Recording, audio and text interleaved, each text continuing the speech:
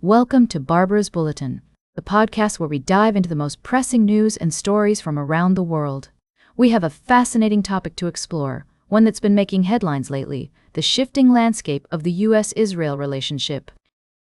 The traditional bipartisan support for Israel in the United States has been eroding over the years, and we're seeing a new era of debate and criticism emerge. On one hand, some Democrats are increasingly vocal about their opposition to Israeli policies, particularly with regards to the Palestinian issue. The movement for Black Lives has even gone so far as to label Israel's actions towards Palestinians as genocide. On the other hand, some Republicans, including those affiliated with the MAGA movement, are starting to question the value of the U.S.-Israel alliance and the significant financial aid that comes with it. This shift is not just limited to the political sphere, it's also reflected in changing public opinion. A growing number of Americans, particularly younger generations, are expressing skepticism about the special relationship between the two countries.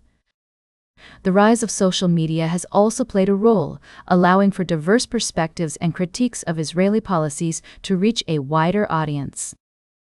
Israeli Prime Minister Benjamin Netanyahu has been a key figure in this drama, with his actions and rhetoric often being cited as a reason for the growing rift.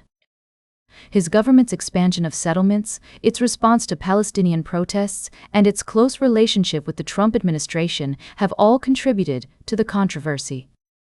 Now, with the U.S.-Israel alliance facing an uncertain future, Netanyahu is trying to spin the potential reduction in U.S. military aid as his own initiative, pledging to wean Israel off American assistance over the next decade.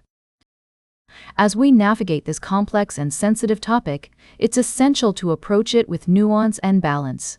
We'll be exploring the various perspectives and implications of this shift in the U.S.-Israel relationship in more depth throughout our show. For now, it's clear that the old consensus is crumbling, and a new era of debate and reckoning is underway. We'll be right back with more of today's top news on Barbara's Bulletin. Welcome back to Barbara's Bulletin. We're taking a closer look at a significant development in the UK, where a British court has upheld a terrorism ban on activist group Palestine Action.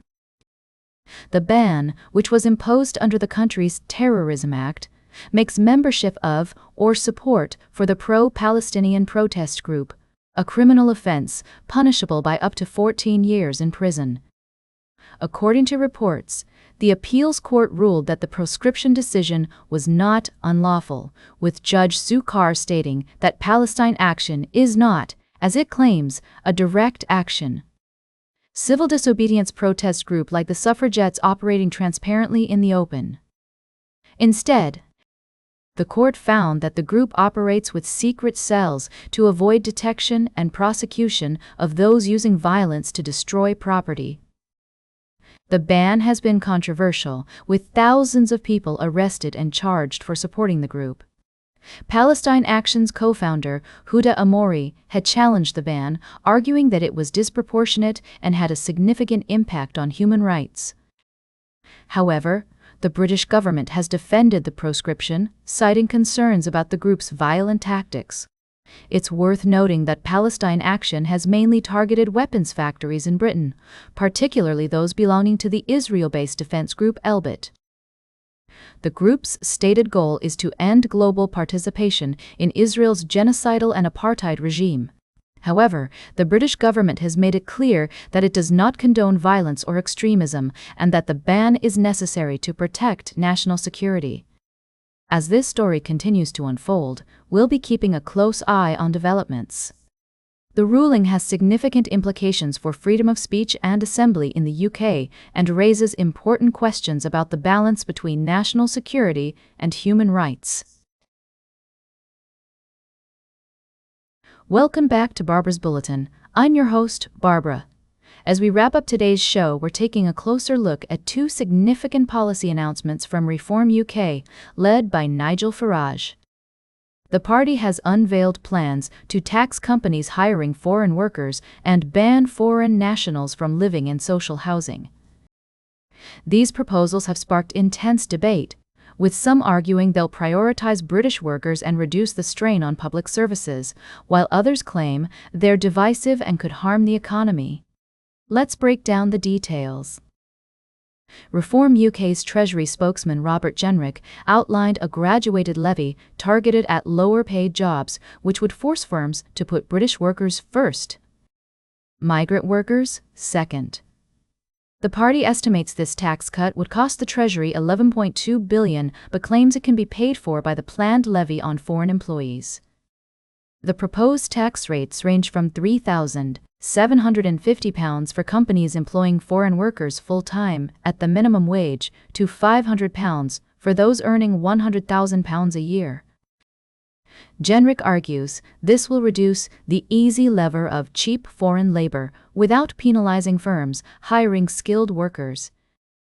However, critics like Conservative Shadow Chancellor Sir Mel Stride have accused Reform UK of throwing out a litany of policies in the hope something sticks, labeling their campaign as reckless and expensive. It's essential to consider multiple perspectives on these issues. On one hand, prioritizing British workers could lead to increased employment opportunities for nationals. On the other hand, imposing taxes on foreign workers might deter businesses from hiring skilled international talent, potentially harming the economy.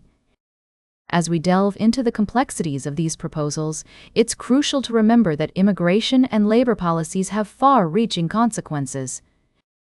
We must weigh the potential benefits against the potential drawbacks and consider the impact on various sectors, including retail, hospitality, and manufacturing. Ultimately, the success of these policies will depend on their implementation and the response from businesses, workers, and the broader community. As we continue to follow this story, we'll provide updates and insights to help you stay informed. That's all for today's Barbara's Bulletin. Remember to like, share, and subscribe, and until next time, stay engaged.